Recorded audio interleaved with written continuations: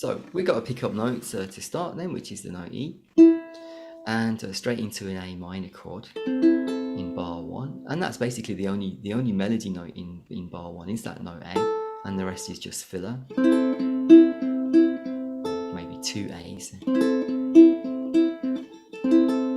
Okay, or maybe my tab is slightly different. That's how I ended up doing it, just that one. Okay. And did you learn it slightly differently to me, the way I tabbed it? Maybe there's some extra. No, I've gone completely in line with your tab. So yeah, when I'm playing the opening bar, obviously you've got the A minor on. You can leave that on for the whole opening bar.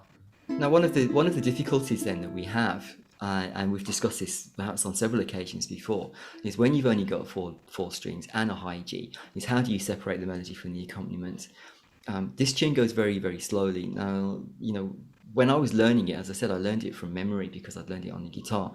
It's just trying to think about the tune. So the tune is da da da da da da da da da da, and that's when I'm going to try to concentrate on the melody, and then whatever notes I can fill in, it doesn't really matter, to be honest with you, as long as they're in that particular chord. Yep. So the first chord is A minor, so we're going to go da, da, da, and that's bar 1. Okay, so yeah, so if we pull that out, bar 1 is, well, when I play it, and I play it a lot slower at the moment. I haven't quite got this up to speed yet, but just play through it for us then. Okay, sure. Slower version. So just nice and slow. I'm playing it really slow. One of the things I'm big on is playing at the speed that you can make the changes at. So never practice faster than, I guess, your slowest chord change is what I try and do, just to keep that fluidity when I'm learning. Okay. And what I wouldn't worry about if I were you, because I know that you're a stickler for metronome timing, is when you've got a piece like this, you can slow down as much as you want and put some feeling into it. Okay, Mist-Covered Mountains, it's this kind of lament for home. It's probably written by somebody who's working away, a Scots person in America or in London or the South, dreaming about his homeland. And timing's really not that important at all. So there are times where you may really come to a grinding halt, if you like, but that just puts more emotion into it. So, but yeah, I mean, if it looks like you're faltering the chord changes, that's not nice either. But okay, well, I'll take it. Okay, I'll claim that as when we get to bar 17. Then that's what I'm doing. I'm not just searching for that chord. I'm just putting a little bit of feeling into it. That's right. Yeah, that you're just faltering because your eyes are full of tears for those beautiful mountains. Okay, right, into bar 2 then. So we're staying on the A minor. And so the first beat is the A minor, and then we're going to hit the note B on the 7th fret of the 2nd string, and make a bar on the 5th fret. Is that how you're doing it? No, I actually don't play a bar here. Okay. So my transition from the A minor into I guess, your bar chord here is, so I play like this. So I just drop my individual fingers on until I end up with my index and 2nd fingers hitting the 5th fret, and my 3rd finger hitting this note on the 7th fret. Right. Okay. And I actually found that I noticed actually after I'd learned it that you were playing a bar here, but that's quite a comfortable change for me. And I think it's because actually I can get that 7th fret down, so the note on the 7th fret early, so I can. I don't need to have the full chord down immediately, so while I'm playing that, I can worry about my other 2 fingers falling into place. Let me try it with a bar, actually. I've not tried it. Yeah, go on. Yeah, it's not too difficult, so both seem to work quite well. Okay, good. Okay, so that little part then in the 2nd bar where we go from B to C and then up to D. Okay, that's kind of hinting at an E minor chord. So we're going to transition from like an A minor to an E minor and then back to an A minor again. So if I was to strum the chords, you go da da da da da da da, and back down again. So just on one beat. Okay. Okay, right. So the first note in bar three, then the first two notes, then we're going to play A and E together. So it's back to an E minor, and that's why I was holding my bar. I can just keep those all together like that. Yep. Okay, and then I'm moving down then to the second beat of the third bar to A, and I'm playing two E's afterwards. So E on the fourth fret to the third string and E open. Okay. Yep. Yeah, you got that? Okay. Can you just play it all the way through from the beginning for me? Just Yeah, I yeah, of can course. Yeah, see I'll what go you're quite slow. see what you're doing. Do it all mega slowly. Okay. So let's do.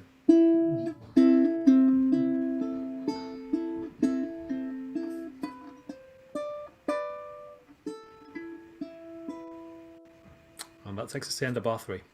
Yeah. Okay. Yeah, you actually missed the note E there at bar 3. Where did I miss it? In the first note of bar 3, there's an E on the 7th fret which you didn't play. No, you I know what I'm doing wrong here. Okay, yeah, you've What you just doing highlighted something to me. I'm keeping the same.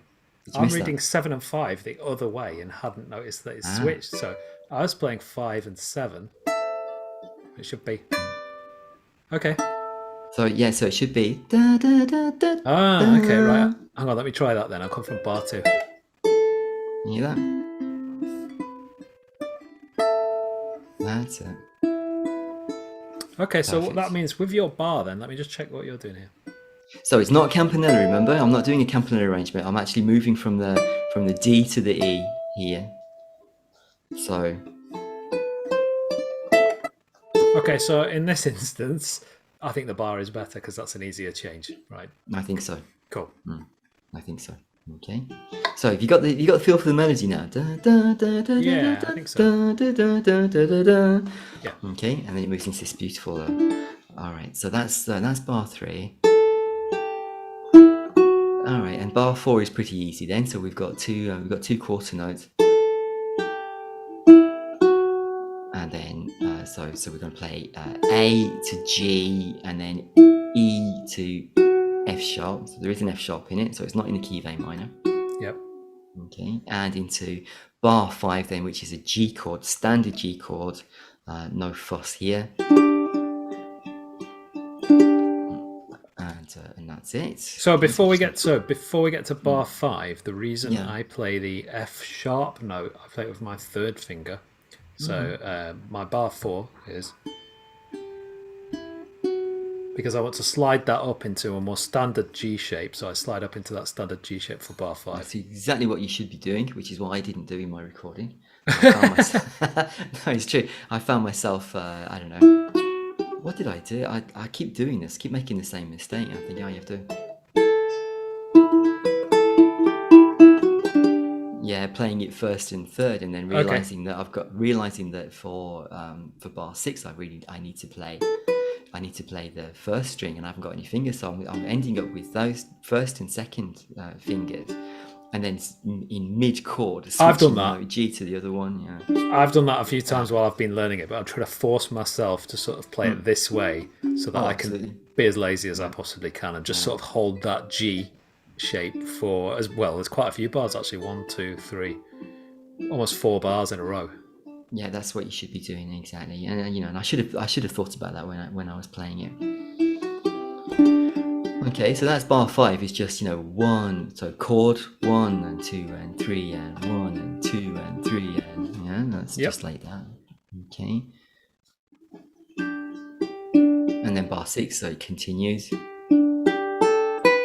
moving up A to B. Okay. Okay, so that's a quarter note at the end, so there's a little pause into the next section. Into bar 7, stays on G, so it's a long time on G. In fact, how many bars is that on G? I think it's 4 bars, yeah. Yeah. Okay, so that's bars 5 through 8 then is all the G chord, isn't it? It is, yeah.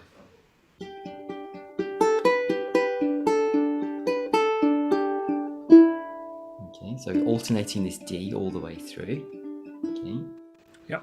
I don't think there's really too much to explain on that if you're following along with the tabs. No, I think if you've got your G chord down and a standard fingering of the G chord, it's really just picking out the notes. It's not too difficult. That's fine. Yeah, that's what I'm saying. Don't. Yeah. Sorry. The addition of sort of dropping your second finger off and on for that note, alternating between the A and the B, gives you a little bit of extra. So yeah, it's quite. I don't think we need to go into too much detail there. Okay, so yeah, we're just playing that. There's really not much to the melody in that one as well, and that's where you can go. Take it really, really slowly.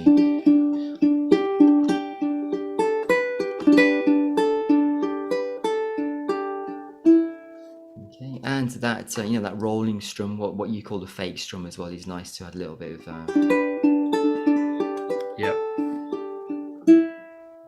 Okay, right. Into bar 9, then we're going back to A minor. Yep. Right. Now, if you remember, when I sent you the tab to look at, I said I don't know why I play this extra E here. Did you play it as it was written, or did you go back to like a standard A minor? No, as written. So yeah, I played it as tabbed. Okay, so playing through it again, I still think it's better to avoid that C in this particular.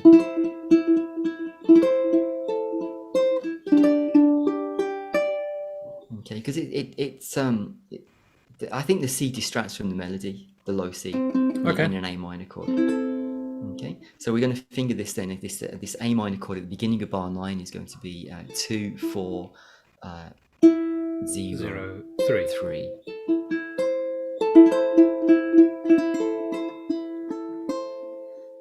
Okay. Yeah, and that gives us. So my transition, just for anybody that might find that an awkward one to get to, we've obviously got a G in the chord before.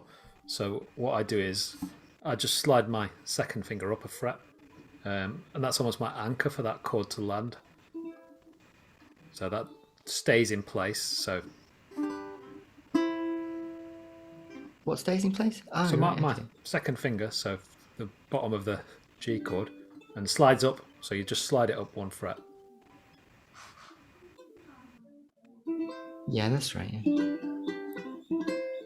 Yeah, I just find sometimes with these sort of non-traditional chords, non-standard chords like that, it's nice to have some kind of anchor. Otherwise, it's just a complete alien fingering that can really slow you down. So just being able to keep one finger roughly where it is, but with a slide, I think does help.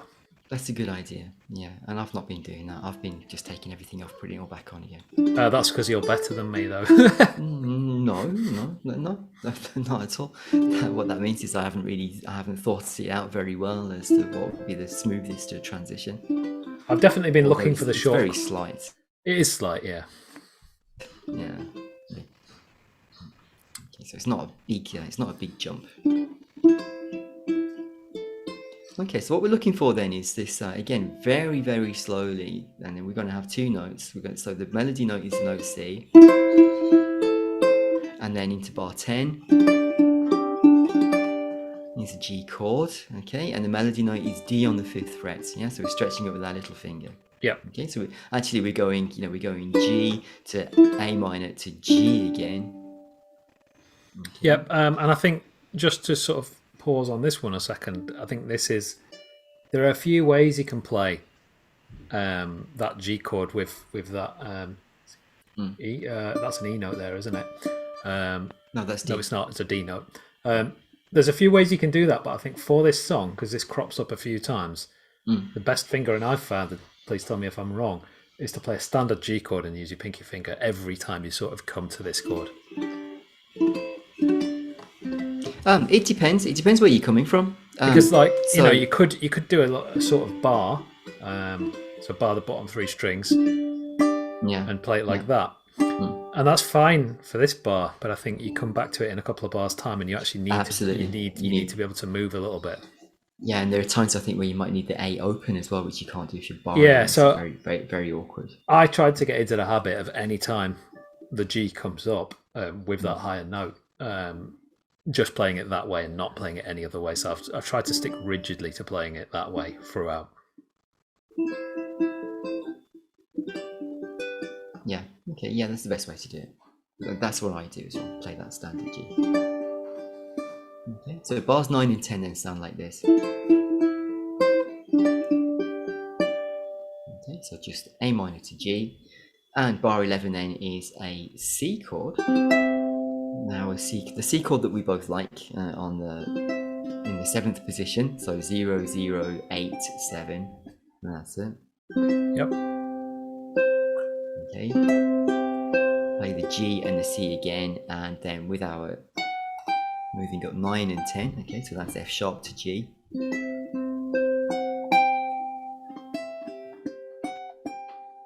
That's it, and that's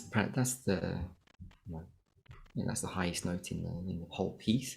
Now, what you could do, which I didn't do, but if you wanted to make it sound a little bit more interesting, is to play a little harmony there on the 2nd string as well. That's not indicated in the tab. That's just something that I thought about. So the harmony would be you're playing the note F sharp, play it with a D on the 10th fret of the 2nd string, okay, and then the note G, play it with a C. Okay. Okay, so that's just one variation you might want to add. Yep. It's the kind of thing that if I wanted to do a nice recording with different variations, I'd add that a second time round. Yep. If I was playing it live, I wouldn't do it. I'd stay safe, So here we go then, right? So from bars 9 through to 11. Oops, let's just do that again. Sorry.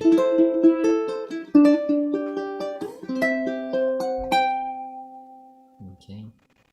Yep. And bar 12 down to an E minor chord, and the E minor chord this time is going to be open 4 4 2. Oh, did you say two E's again? Did you say open 4 4 2?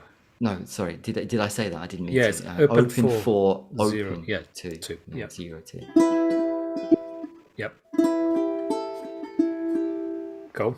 I'd prefer to keep the 2 E's rather than the 2 G's, as you would in a standard E minor. And again, because it's Scottish, it's Celtic. You're trying to evoke images of bagpipes as well. So you're keeping these notes droning. And because the melody is very simple as well, not taking away from the melody with too many extra notes in the chords. Yep. Okay, and you just flick around those notes.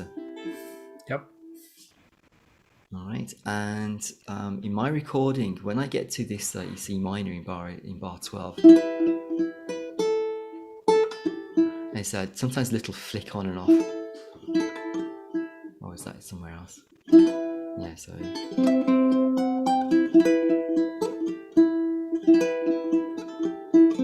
Okay, so I'm doing a little kind of turn around this note B, where I'm pulling off, hammering on, hitting the note G, and back to the E there. But that's just an extra embellishment which I haven't put in a tab.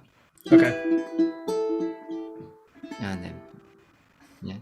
Do you want to have a go at that? So where are you putting it? So let's just find out where you're putting it. So it's.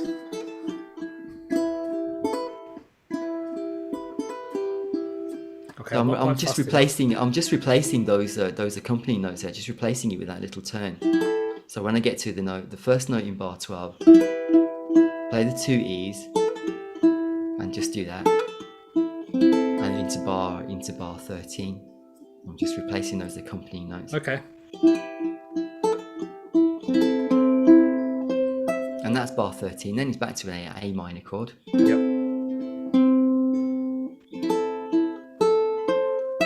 And up to our C again. Just the 2 notes. That's it. So the 2 notes are C and E. Okay, 8th fret and 7th fret. Yep. Down to the G with the G chord with our little finger on the D. And are you fingering it? Because now I'm barring. No, I'm not barring at all. So no, I'm still playing it. Sort of my standard G chord. Good for you. Good for you. Because I think mine is the lazy way, just to slide down. It's for me. It's the fact that I'm going to Yeah. say later on we need that open note, but I'm actually not sure that we do. Not in this particular instance. No, No, we don't. So yeah, you can get away with a bar. you can get away with that one. Okay. I'm just trying to work out why I don't do that. There will be a reason if there's a lazy way and I'm not doing it. Oh, I think I think the reason is Yeah. when I bar that version of the G with a higher E note, it's D note there. Sorry, I actually sort of struggle to get my third finger on that third fret. I find it easier to just slide that pinky down. So it's a laziness on my part, but perhaps not for everyone. Yeah, I'm not sure. Yeah, whatever works best for you. There's no right or wrong for this one.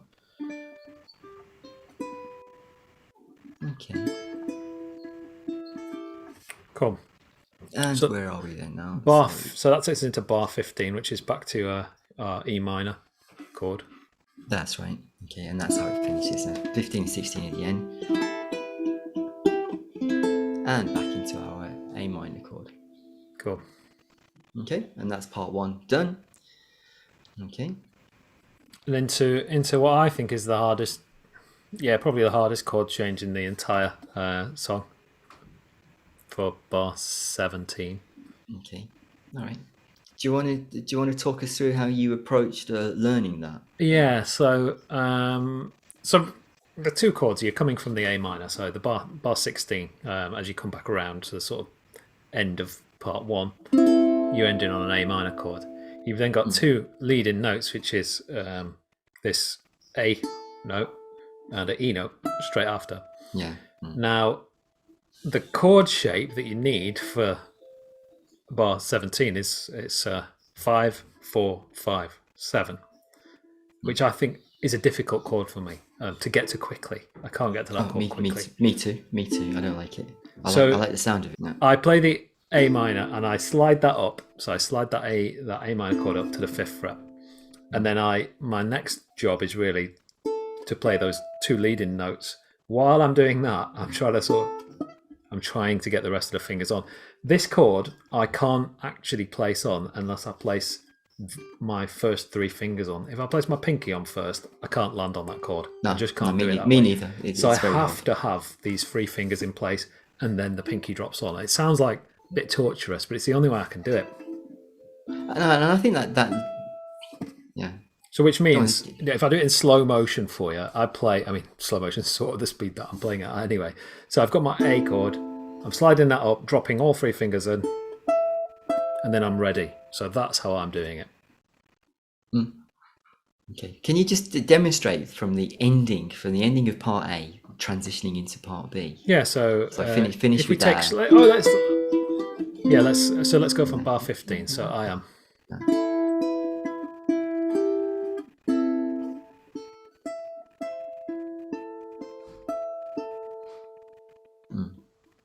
Okay. No, that's good. It's quite slow. That is definitely part of this song that I need to speed up. Now that's where I would say, don't worry about the timing, because I think I might be inserting a couple of extra beats here as well for for convenience sake. Right. Okay. So if I do this, I'm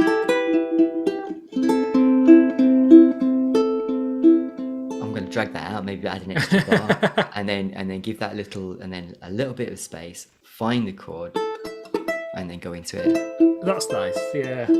Yeah. So I'm going to go 1, 2, 3. Find the chord, and then up to there as well. But I really don't think I did it any differently on my original recording. I don't know what you could see on the video. It might just be that. It might be that you sort of played on that A minor chord a little bit longer. I think you'll find that there is a pause. We're not constantly plucking notes. 1 and 2 and 3 and 1 and 2 and 3, 1 and 2 and 3, and I think there is a moment where I get to the end and play all the way through, maybe an extra bar, stop, and then move into the next part. Okay. For laziness. For the fact that I couldn't keep it in time, and for dramatic effect, it sounds nice. You got that little it stops, and then what's the next part? Yeah. I need to play on that more. I need to play with that more so I can sort of build that in.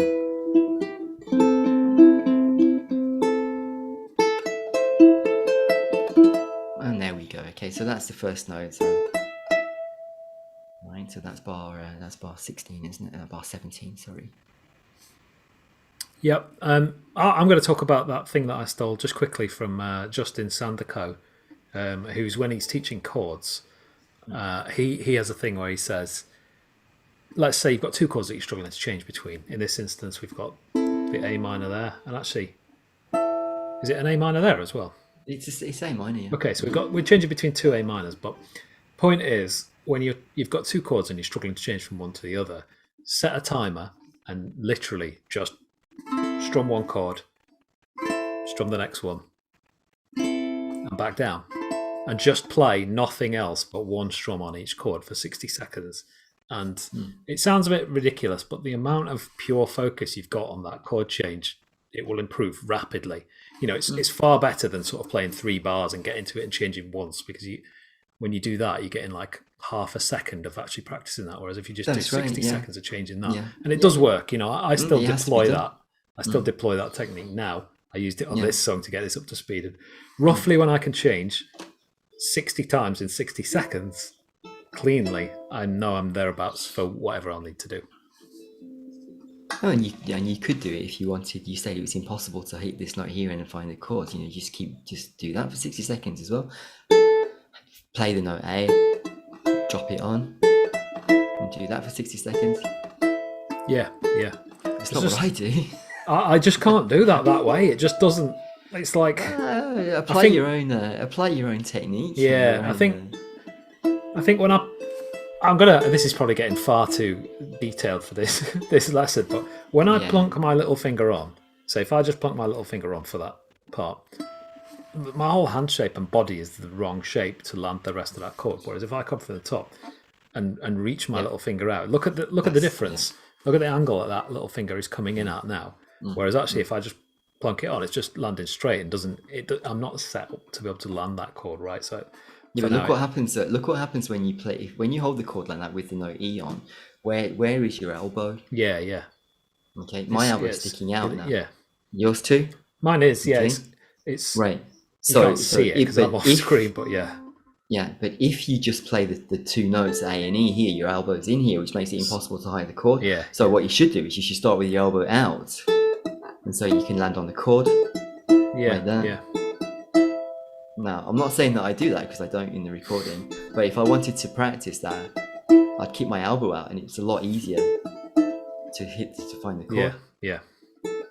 It's not just the fingers; it's posture. Yeah, well. It's I can feel my shoulders in a different position. Everything. Yeah, the whole. Yeah, because left side of my body. I can do this with the elbow against my body. I can do that, but I can't hold the chord with the elbow. Holding the chord, I need to get my elbow out. Okay. Cool. So yeah, that's going to lead us into the next awkward part of this song. Yeah, but it's the best bit. Come on. All right, so that's bar. Okay, good. Yep. So then we've got the A minor is 2 bars, and into bar 19. Then I'm going to play a G major chord, but this time it's open 7/7/5. Yep. Okay, and because I couldn't stretch up to, well, I could, but it doesn't sound as nice. So I'm going to play the next note is going to be a harmonic on the 4th string, 12th fret, which is note G. Okay, so.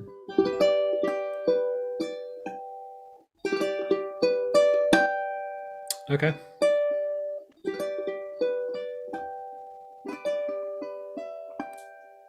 Yep. Okay.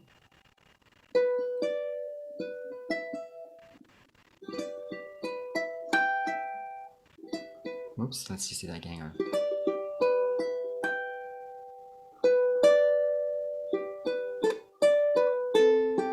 Okay, so the melody is da da da da da da da da. Okay, so let's just do that right from the beginning.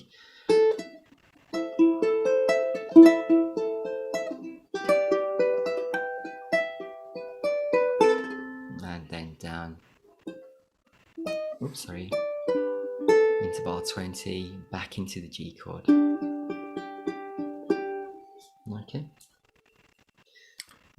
Did you have any difficulties then with the harmonic? You found Yeah, that tricky to do? tricky. Yeah, I'm a little slow at it, so I think let's just come at it again from the sort of hand position where I was with the A minor chord, and then Yeah. quickly switch in. Still got my elbow out actually.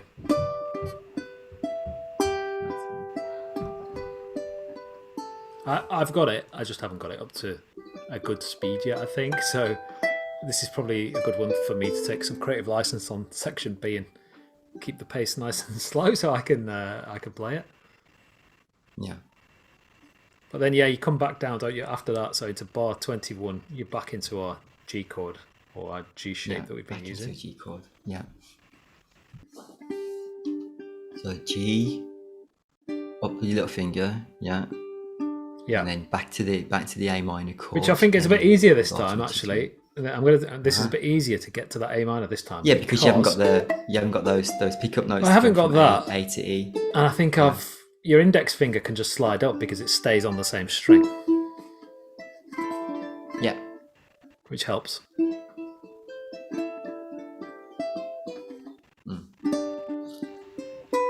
Okay. That's it. Okay, so that's all the way through to bar 24 then, is just those chords G to A minor back to G. Yep. And then from bar 25 to the end is exactly the same as bars 9 to 16 in the first part then, isn't it? So back to our A minor to G.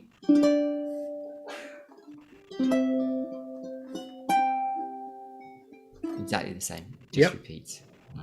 And that's it, because the last 8 bars are exactly the same as the last 8 bars in the first section. So in my demo, I just played part A, part B. Generally, I would play part A twice and part B twice, and then just go around again like that, and we're done basically. You could, as I said in part A, you could add just those extra chords to when you're moving up. Add some extra notes. Okay, and another thing that you could do as well is when you get back to here, when we had this part, you could do that. So that's C to E. You could actually play those as harmonics as well if you wanted to put a bit more variety. So okay. You could go there. Oh, nice. Okay, again, that's not indicated in the tab. It's just ways of finding extra things that may make it more interesting. If you're playing it through more than once, then you might not want to play it exactly the same way as you played it the first time. So just find a different way of fingering it. Just mixing it up a little bit.